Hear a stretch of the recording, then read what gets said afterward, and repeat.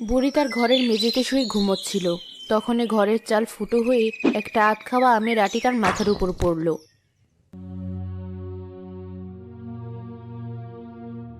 কে? কার এত বড় সাহস আমার বাড়িতে আমের আঁটি ছুঁড়ে মারে? আমার এত সুন্দর ঘুমটা ভেঙে দিল। দাঁড়া, তোদের সবাইকে দেখে নিচ্ছি এখনই। এমনিতেই আমার ঘরের চাল ফুটো, আজ এই ছেলে মেয়েগুলো আমার ঘরের চালটা আরো ফুটো করে দিচ্ছে। বুড়ি জেগে গেছে, এখনই আমাদের ধরতে আসবে। চল আমরা পালাই। আরে এত ব্যস্ত হচ্ছিস কেন? বুড়ি ওর লাঠি দিয়ে কোরাতে কোরাতে যতক্ষণে বের হবে ততক্ষণে আমরা বাড়ি পৌঁছে যাব। তা অবশ্য ঠিক বলেছিস, আস্তে ধীরেই যাই, তবে এত তাড়াহুড়ো করার কিছু নেই। না, আজ আর আমরা যাব না, আমরা বুড়ির সাথে আরো মজা নেব। 2 দিন পর পরই তো মজা নেই আমরা বুড়ির সাথে, আবার কি মজা? দাঁড়া, বুড়ি বের হোক, তারপর দেখাচ্ছে। শোন, তুই বাম পাশের ঝোপটাতে লুকিয়ে থাকবি, আর আমি ডান পাশের ঝোপে। আমি যখন শীষ বাজাবো তখনই বুঝবি আমি তোকে বের হতে বলছি। তখন তুই বের হবি, আবার শীষ বাজালে ভেতরে ঢুকে পড়বি। ঠিক আছে, আমি লুকোচ্ছি।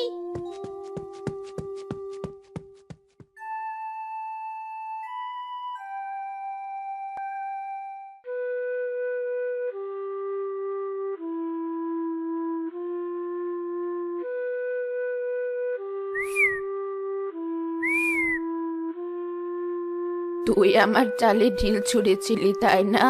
দাঁড়া, তোকে দেখাচ্ছি। ওই তো রাজু আবার শীষ বাজিয়েছে।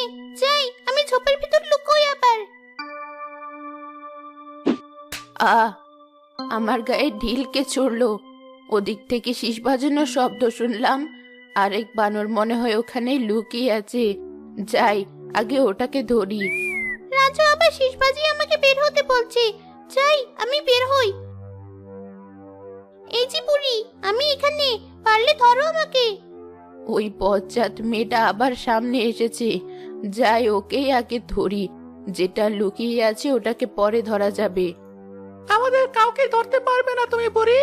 দাঁড়াও, এবার আরো বড় একটা ঢিল ছুড়বো তোমার গায়ে। আহ আমার মাথাটা ফাটিয়ে দিল বাজে ছেলে মেয়েগুলো। কি এমন পাপ করেছিলাম আমি যে সৃষ্টিকর্তা আমাকে এভাবে শাস্তি দিচ্ছে? শেষ বয়সেও একটু শান্তিতে থাকতে পারি না।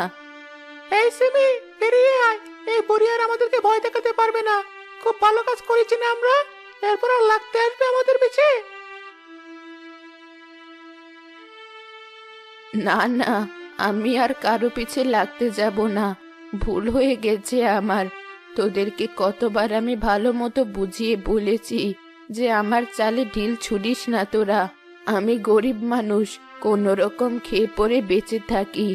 এত টাকা কোথায় পাবো ভাঙা চাল ঠিক করার? তোরা আমার কথা শুনতি না বলে ভয় দেখাতাম। শুনবো না আমরা তোমার কথা, কারণ এভাবে খেলে আমরা মজা পাই।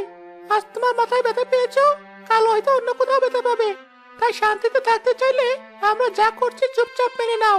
আমাদের সাথে লাগতে এসো না, তোমার ভালো হবে না। ঠিক আছে, কি আর করার আমার। এমনিতেই বর্ষাকালে বৃষ্টির পানি দিয়ে আমার পুরো ঘর ভেসে যায়। এখন তো মনে হয় আমিও পানির সাথে। তার উপর কালবৈশাখীর দিন এখন, ঝড়ের বাতাসের সাথে আমিও হয়তো উড়ে যাব। উড়লে উড়বে, তাতে আমাদের কি আসে যায়? এই সিমি, চল। পরীকে উচিত শিক্ষা দিয়েছি আজ, আর আমাদের পেছনে লাগতে আসবে না। আর আমরাও যত মন চায় প্রাণ ভরে খেলতে পারবো। ঠিক আছে, চল।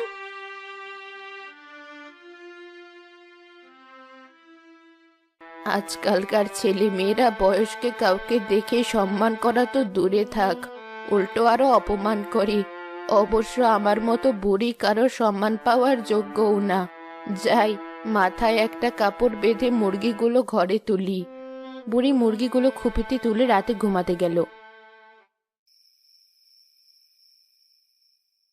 রাতে এক চোর এসে বুড়ির অগোচরে সবগুলো মুরগি ধরে নিয়ে গেল।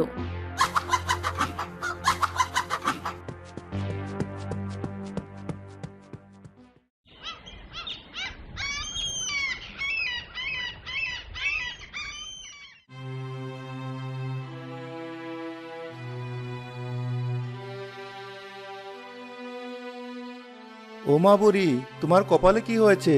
আর এখানে এভাবে বসে বসে মাথা চাপড়াচ্ছ কেন? কি আর হবে, আমার ফুটো কপাল আরো ফুটো হলো। কত কি করে এই মুরগিগুলো পেয়েছিলাম, এগুলোর ডিম আর মাংস বিক্রি করে কোনো রকম নিজের পেট চালাতাম। এখন এগুলোও সব চুরি হয়ে গেল।